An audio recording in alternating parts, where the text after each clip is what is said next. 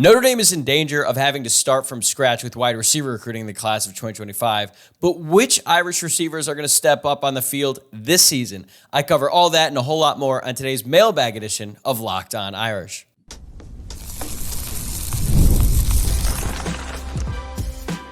You are Locked On Irish, your daily podcast on the Notre Dame Fighting Irish, part of the Locked On Podcast Network, your team every day. What's going on, and welcome into Locked On Irish, your daily Notre Dame podcast. And today is Friday, July 19th, so happy Friday. And thank you for kicking off your weekend right here by making this your first listen of the day.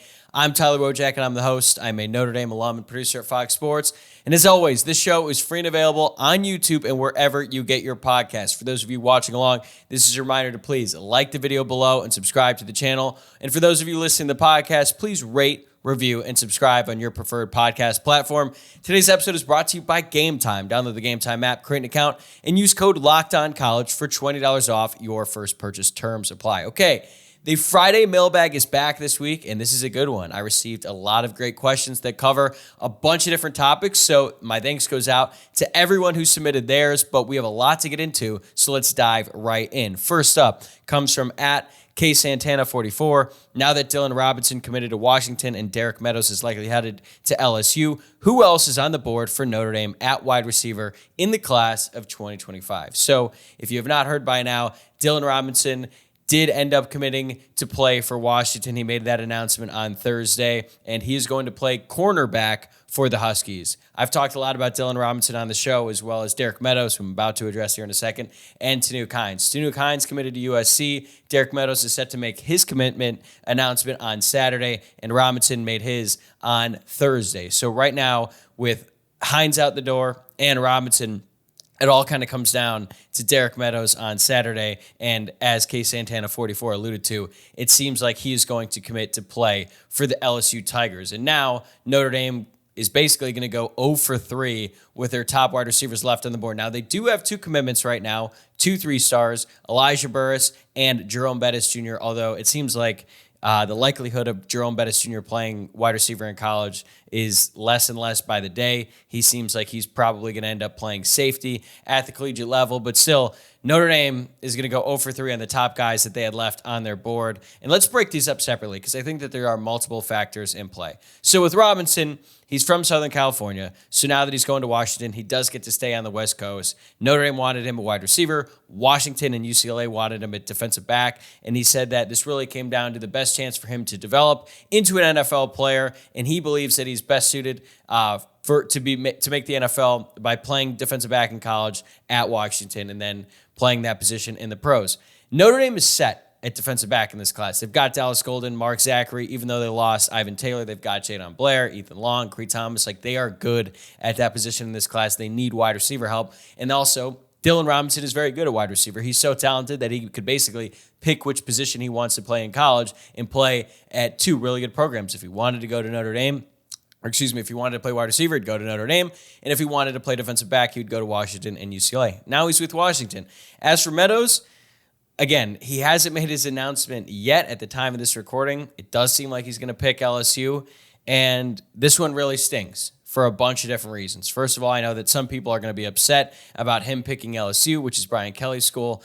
I'm not really concerned about that. I look at the fact that Notre Dame did everything right in this recruitment, and still they're probably not going to get him. They recruited Derek Meadows earlier than everyone else. Then he showed out at this camp, and then all the SEC schools started to want him. So they got in early with him. They treated him like a priority from the moment they started contact with him, and it is maintained throughout his recruitment. It didn't seem like NIL was as big of a deal with his recruitment compared to some other guys. And Notre Dame does have Deuce Knight in this class, one of the top quarterbacks in the country, who was very active in trying to recruit Meadows to the team. And it still seems like they're going to end up coming short in this recruitment. So to me, that's a real problem. And I think it's not about NIL in this case. And I know that some people are going to point to that because that's always a cop-out whenever you miss out on a recruit in high school or in the transfer portal. But I think it's pretty simple. He's a 5-star wide receiver. He wants to be developed. He wants to go to the pros, and I think that there are reasonable concerns about how he's going to develop at Notre Dame. Even though I like to hire wide receivers coach Mike Brown, you look at what Notre Dame has done at the position in recent years, and there isn't a whole lot to show for it. Meanwhile, LSU is literally wide receiver U in college football. 2 of the top 2 wide receivers in the NFL, maybe the top 2, are both LSU alums in Justin Jefferson and Jamar Chase. Not to mention Odell Beckham, who went to LSU as well. And they had 2 wide receivers taken in the first round of this most recent NFL draft in Malik Nabers and Brian Thomas Jr. If I were a 5-star wide receiver, I'd want to go to a school like LSU where they continue to churn out NFL wide receivers every single year. Notre Dame hasn't had a wide receiver drafted in the first round since 2016 in Will Fuller, and the production level at the college level with the wide receivers has been a problem for a really long time. So back to the original question, where does Notre Dame go from here? They basically have to start from scratch in the class of 2025. As far as I know, at the time of this recording, they do not have any offers out to wide receivers in the class of 2025. They did offer John Anthony Hall, who's from Indiana, although he ended up committing to Stanford. So they struck out on him, and they're going to have to start over. They're going to have to send out new offers to guys in this class. Some guys who are probably already committed to another school, they're going to have to try and flip them and come into the game late. It's not ideal, but it's not impossible. Remember, Notre Dame had to start from scratch at running back in 2020 when they put all their eggs in the Will Shipley basket. They came up short in that recruitment. They finished second behind Clemson. They had to start over with running back recruiting, and they ended up with Audric Estime and Logan Diggs in that class. I'm not saying that should be the expectation for the wide receivers that Notre Dame is able to get in the class of 2025, but what I'm saying is it is possible to start late in the recruiting game and still get guys to flip who end up becoming really good college players. What Notre Dame really has to do, though, in order to right these wrongs in the recruiting trail, specifically at wide receiver, is they have to get the current wide receivers the ball a lot this year, and one guy or more needs to break out, which is actually a good segue into my next question, which comes from @MichaelMcG7. The biggest transfer portal headlines for Notre Dame so far have come at quarterback with a need for a rental the last few years. What do you expect the biggest headlines will be for Notre Dame now that they have a solid quarterback pipeline and can start developing their own talent? Wide receiver is going to be a huge storyline for Notre Dame going into next year. Even though I like the young guys that they have, they've got some really talented sophomores, Jordan Faison, Jane Greathouse, and the freshman class could be really good with guys like Mikey Gilbert, Cam Williams, Logan Saldate. They have young guys in that room who are very talented, but they're going to need veteran guys to come in and replace the guys that they're going to lose after this season. Guys like Chris Mitchell, Bo Collins, and Jaden Harrison. They're going to have to replace those guys, and even though I feel good about the younger guys, Notre Dame is going to have to be very active in the transfer portal this offseason at wide receiver to make up for the lack of wide receivers that they've been able to get on the high school recruiting rank. So to me, that's going to be the biggest one, wide receiver recruiting in the transfer portal, because they haven't really had a whole lot to show for it at that position in recent years. They're going to have to continue to bring in talent. And if they have some guys who are able to produce this season, then it's going to become an even more attractive destination for transfers in the portal. But looking beyond wide receivers, even though I think that's going to be a big part of it, they're going to have to really reload on the defensive line. They're going to lose every single starter on the defensive line unit right now because Jordan Botelho, Howard Cross, Riley Mills, and RJ Oben are all going to be gone after this season. Notre Dame is going to have to replace every single one of those guys. And even though there are some promising young guys on the roster, you need some veteran experience on your defensive line and your offensive line as well. And frankly, Notre Dame does not have a ton of that behind their starters. So I think they're going to be very active in the transfer portal to get D linemen, specifically guys on the interior to replace Cross and Mills. Now, unless Jason Onye and Gabriel Rubio really shine this year, they're still probably going to have to look on the outside for some edge help as well. And then safety, they're going to lose Xavier Watts and Rod Hurd. And they haven't really recruited the safety position super well either. And it's a good thing that they're saving money, or hopefully saving money, by not having to add a transfer quarterback, because defensive linemen specifically do not come cheap in the transfer portal. So they're going to have to add on the defensive line and pay a lot for it. Good thing is they should have a lot of money to spend, but those are going to be the key positions that Notre Dame needs to add in the transfer portal. All right, with so much pressure on the wide receivers to produce this season, who is going to step up? That's coming up next on Locked On Irish. Today's episode is brought to you by Gametime. Gametime is an authorized ticket marketplace of Major League Baseball, which makes getting tickets faster and easier. Prices on the Gametime app actually go down the closer it gets to the first pitch, and with great last-minute deals, all-in prices, views from your seat, and their lowest price guarantee, Gametime takes the guesswork out of buying Major League Baseball tickets. Whether you've been planning to go to a game for weeks or if you're feeling spontaneous and want to hit up the nearby ballpark, Gametime is the perfect place for you. I actually just used Gametime a couple weeks ago to go to a Dodgers game. Wasn't really planning on it. Then I looked at Gametime, saw the great deals there. I was like, you know what? I'm going to go watch Shohei Ohtani play baseball. Went and had a great time, all thanks to Gametime. It's the only ticketing app that gives you complete peace of mind with your purchase, and you can see the view from your seat on your phone before you buy. My favorite thing about Gametime is the pricing shows your total cost up front, and you can buy tickets in seconds with just 2 taps. Take the guesswork out of buying tickets with Gametime. Download the Gametime app, create an account, and use code LOCKEDONCollege for $20 off your first purchase. Terms apply. Again, create an account and redeem code LOCKEDONCollege for $20 off. Download the Gametime app today. Last minute tickets, lowest price, guaranteed. All right, our next question, or questions I should say, because this is a 2-parter, comes from @JPatterson3. Who do you think will be the 3 most productive wide receivers this season? And the second question, which defensive lineman/linebacker will generate the most pressure on quarterbacks in 2024?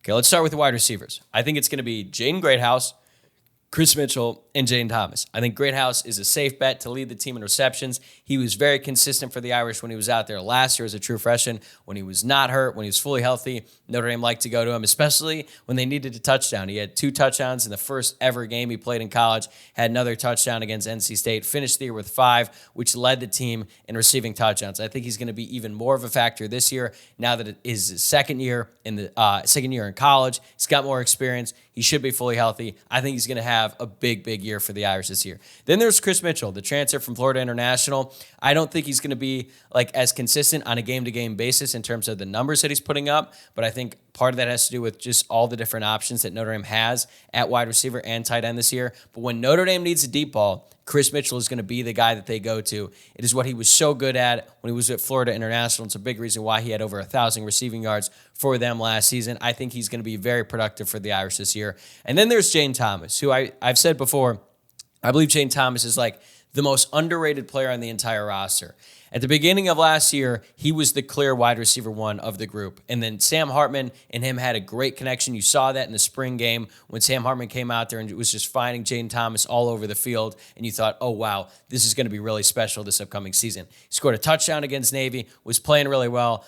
Everything was going right for him, and then he got hurt in that Ohio State game, and the rest of the regular season, he was just not the same player. It was nagging. He'd come in games, then he'd have to leave because his hamstring was hurting him. But then in the Sun Bowl, when he's fully healthy again, he had 4 receptions, 60 yards, and a really good game. He's not going to have 100 receiving yards multiple games throughout the year. I don't really think he's that kind of player, but I think that especially in third down situations, he's a really reliable target, and he's going to come up big for Notre Dame in many different situations. If he's healthy for the entire year, I think Jane Thomas is going to have a really good year, and you're going to remember, oh yeah, that's why Notre Dame liked him so much last season. Now, as for the defensive lineman or linebacker who's going to generate the most pressure, I think it's going to be R.J. Oben. He's proven that he can do it. He had 5 sacks last year for Duke, 4 the year before, and then 5 the year before that. So he comes into this season with a lot of expectations given his production when he was with the Blue Devils. And I like Howard Cross and Riley Mills a lot, obviously, on the interior. But really, those positions don't lend itself to a ton of sacks. Whereas if you're coming off the edge at strong side end or Viper, you're going to have a lot of opportunities to sack the quarterback and generate a lot of pressure. I think that's where Oben comes in big. He's going to be on the field a lot, and he's going to make some plays. But keep an eye out for Bubakar Traore, who right now is the backup Viper behind Jordan Botelho. Jordan Botelho's been around for a long time. He's played a lot of football, so I think he's going to get more snaps. But on obvious passing situations, I think Bubakar Traore is going to come in the game and wreak havoc. But the reason I don't think he's going to generate the most pressure is because I just don't think he's going to be on the field as much as R.J. Oben. So Notre Dame has a bunch of different options. It could even be Jalen Sneed. He is an absolute nuke. I think that's even his Instagram handle when he's out there on the field, so he's going to disrupt some plays as well. Notre Dame is going to create a lot of havoc for opposing quarterbacks. It's just going to come from different options, but I think R.J. Oben is going to be the one with the most pressure on quarterbacks. Okay, next one, Nick DeSalvo. The D-line and secondary are strong, but how are we feeling about the linebackers? Bowen is due up. I would say I'm definitely really excited to see all the new faces at linebacker because it's been a while since we've seen new faces at that position. I definitely think we're going to miss J.D. Bertrand at times. I know that not every fan probably feels that way, but J.D. Bertrand, especially in his last year with the Irish, was extremely reliable and was always in the right place at the right time. But I think that the young guys like Kingston Viliamu-Asa, Drake Bowen, and even Jalen Sneed, who's not really a young guy anymore because he's going to be entering his junior year, I think they're going to make some plays that neither Bertrand nor Leofau could make. Now, the counter to that would be they're also going to make mistakes that Bertrand and Leofau would never make, at least at this point in their career, given their experience level. But it's going to be a lot of fun, man. I've been on the record saying that I think KVA is eventually going to start over Drake Bowen at some point during the season. I don't think it's going to be early on because Drake Bowen does have a year under his belt and has just been a sponge ever since he entered the football program. So I think that the defensive coaching staff is going to feel a little bit more comfortable with Drake Bowen out there in the early games, but KVA is just too talented a player to keep off the field, and I think that the more reps he gets out there, he's going to start making some plays, and he's going to earn that starting spot with his play. But even if KVA does jump him in terms of the starter, Drake Bowen is still going to be a big contributor. There's going to be a rotation at linebacker for everyone outside of Jack Heiser. Like, Jack Heiser is never going to come off the field. He is going to be the key point in that defense. He's going to be getting guys aligned. He's going to be basically replacing J.D. Bertrand in that role pre-snap, where he's making sure everyone is where they need to be, but he is not the Mike linebacker, which is good because that takes some of the burden off Drake Bowen and KVA as the young, inexperienced Mike linebackers. And the thing with Kaiser is, even though he's been around the program for a long time, he's never really been an every down linebacker. He's been one of the most efficient players on the defense every year that he's been playing, but he also has to forfeit a lot of his snaps because he was playing the rover position, so he would have to forfeit his snaps to the nickel. That's not going to be the case this year. He is going to be out there for every single snap that he's healthy, and I think it's going to be a lot of fun seeing young guys like Jane Osbury, KVA, Bowen, Sneed. They're going to be rotating in there. They're going to provide different things for that defense, and it's just going to be different compared to what we've been used to over the past few seasons with Bertrand and Leofau. Okay, next one. At Mark Ward 6, EA College Football 25 thinks Notre Dame's offensive line is going to be average at best. What do you think? I'm going to be honest. I would be okay with average, at least early in the season, because that's much better than the likely alternative, which is that they could be straight up bad. I've talked about the offensive line many times before in this podcast. It is my biggest concern for the upcoming season. They're breaking in 2 new starting tackles. They've got a competition at left guard, which is good because both guys have experience in Rocco Spindler and Pat Coogan. Ashton Craig is going to be the starter from day one, who does have a little bit of experience when he came in last year for Zeke Correll, once Correll suffered a concussion, and then Ashton Craig played the last 3 games of the season. And then at right guard, you've got Billy Shrouth, who has a ton of hype around him. Mark Freeman has said that it's his time and he's going to be a breakout player for the Irish this year, but he doesn't have a ton of experience either. So I think that they're probably going to be average, hopefully, during the first couple of games of the year. The Texas A&M game is going to be a real tall task for them, going up against a very good defensive line with the Aggies, but they need to be above average by the Louisville game. And look, that happens. Offensive lines typically need a few games to gel. So even though, Notre Dame is probably going to struggle against Texas A&M, odds are Texas A&M's offensive line is going to struggle against Notre Dame's defensive front. It happens across college football every single year. They're undoubtedly going to get better as the season goes on, but I think everyone just wants to know, how steep is that learning curve? They need to be good enough against Texas A&M, but as the season goes on, they need to get a lot better every single game after that. And I think that the offensive line will be an issue early on, but I'm also hopeful that Mike Denbrock and his offensive staff will have a plan in place to mitigate those problems. Like Marcus Freeman, the entire coaching staff, they know their personnel, they know their strengths and weaknesses, and if there's a glaring issue on the offensive line, they can try to do different things to try to at least hide it as much as they can. Think back to 2021 after the bye week when Notre Dame played North Carolina. They came out and were running no huddle, quick passes to basically not give the defense enough time to get after the quarterback. Now, that year they had Jack Cohn, who's basically a statue back there. This year they have Riley Leonard, who's one of the best dual-threat quarterbacks in the country. So that by itself is a huge boost to the offensive line. But hey, EA College Football 25 thinks they're going to be average. I'm just hoping for that at least at the beginning, and then I think they're going to be a lot better than that as the year goes on. All right, coming up in segment 3, when are we going to see the new Shamrock Series uniforms for the Notre Dame Army game in Yankee Stadium? And what are they going to look like? I think I have a pretty good idea. That's next. Okay, we got 3 more questions left, and these are some fun ones. I always like ending the mailbag with some of the more fun or off-topic mailbag questions that I get. And this next one comes from Nathan Coleman 45, which is on topic. Nathan asks, when do you think the Shamrock Series uniforms will be announced, and what color scheme do you think that they will go with? So they usually announce the Shamrock Series uniforms in early August during fall camp. I went back and looked at when they released the ones, like the Vegas trailer, when they recreated the Hangover, that was in early August. Same with the pinstripe uniforms. And as for the color scheme, I really hope they don't go with the pinstripe uniforms ever again. Those were hideous when they first announced them. And then I was at that game against Syracuse. I will admit, they looked a little bit better in person, but they were still pretty ugly. Now, as for this year's Shamrock Series game, it is meant to be a celebration of the 100th anniversary of the fabled Four Horsemen backfield. So I think it might be like another big-time throwback. I really, really hope. And I mean, I really hope it's not anything like those Rockney Heritage uniforms they did for the Navy game in 2017. Those are hideous. Like, I'm sorry. And I think I'm always going to hate those a little bit more because when they wore them, that was my last home game as a Notre Dame student, and everything about that game sucked. The weather was miserable. It was like 35 degrees, pouring down rain. The game itself was really ugly because neither team could move the ball, plus Notre Dame's playing Navy in the triple option. I don't remember the exact final score, but it was never really in doubt that Notre Dame was going to win, but still Navy was kind of hanging around. And I've said this before with like Luke Smith on the podcast that, you know, we're not guys who ever leave the game. We certainly weren't when we were students, but that game, I was certainly tempted to leave it just because the conditions were so bad. But because I was a senior and it was the last home game, they let all the seniors on the field after the game and spent some time down there with some of the other senior players and stuff once the game was over. So that was the only reason I stayed for that one, but I still just remember those ugly jerseys in that game. And I was like, man, there's nothing fun about this. But I do think that with this upcoming Shamrock Series game, it's probably going to be something similar at least. I hope they learn their lesson from that one game and also the backlash that they took after they made the pinstripe uniforms the last time they played in Yankee Stadium. So I don't really know. I don't really know what to expect, but right now, I'm going to be honest, my expectations aren't super high just given what Under Armour and Notre Dame have teamed up to do in the past with these kind of historic games.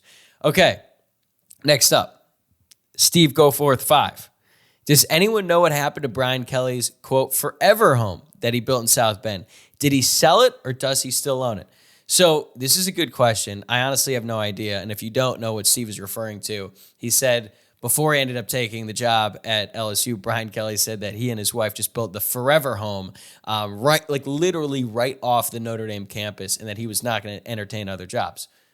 Obviously, that isn't what ended up happening.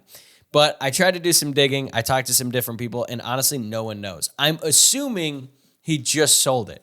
But it would be kind of funny if he still owns it and he rents it out because there's not a ton of people who could afford that house right next to the Notre Dame campus. So, what if Al Golden, when he moved over to South Bend, he was looking for a house, he's got a pretty good paycheck, and he has to hit up Brian Kelly, the coach who just left. It's like, hey, man, it's a nice house. It's close to campus. I'm going to have to go far from work. Is that available? Can I get a discount on that? You seem to be doing pretty well at LSU. Now, obviously, that didn't happen, but I do find it funny to think about who is going to be calling up the Kelly household to try to figure out, hey, can I get your house? But I'm guessing by now that they've sold it, but I'm not going to do so much digging that I'm tracking down Brian Kelly's address or anything like that. That's a step too far for me. So I don't know, but that's a good question from Steve. Okay, last one. DJ Gibbons. Thanks for the insight, but what's with the Cleveland hat? And what Jay is referring to, if you're not watching along on YouTube, is this hat I wore, I think yesterday's episode or maybe 2 episodes ago, and it just has Cleveland on the front, but then it does have the Cleveland Guardians logo on the right because that's what this is. This is a Cleveland Guardians hat that I got from my friend and old roommate at Notre Dame, Charlie Wooding. Shout out to him for the gift. It's a great hat. It's one of my favorites. And now that I've got this new studio, the lighting is a little bit better. I say studio. It's literally the guest bedroom in my apartment. But I can actually wear a hat now, and that's great because I'm a huge hat guy. And at my old studio, the way that the lighting was in that room, I had this overhead light that I couldn't really get rid of because I was doing the show out of my garage back then. if I had a hat on, it would just, the shadow would cover my entire face. It's like, this looks pretty dumb. So now I've got a different setup. The lighting is a little bit better. So now I can actually wear hats on the show. So I'm not wearing one today, but I did like that question because like, what's with the Cleveland hat? And I guess you couldn't see the Guardians logo. And yeah, I mean, I am from Cleveland. I mentioned that before. Lived in Cleveland when I was a kid. Then my family moved to Louisville. If you are watching along on YouTube, you can see that I've got a canvas skyscraper of Cleveland here and then Louisville here, two of my hometowns. And, I rep them proudly still. I'm still a Cleveland sports fan. As unfortunate as that may be, it is kind of like a disease, though. Once you're born with it, can't really get rid of it. I'm stuck for life rooting for those teams who consistently bring me pain and misery. Although this year, it's the Guardians' year. Best team in the American League going into the All-Star break. I think they're going to win the World Series, but I'm sure that won't end up in extreme disappointment. But on that note, I'm going to call it for the episode today. Thanks for making this your first listen of the day. This is the last episode of the week for us here at Locked On Irish. I hope you have a great weekend. We're getting close to the start of the football season, folks. It's almost here, and I can't tell you how excited I am to get going. I've got a lot of exciting stuff planned, so make sure that you're subscribed to the show on YouTube or wherever you listen to the podcast. I'll see you next week.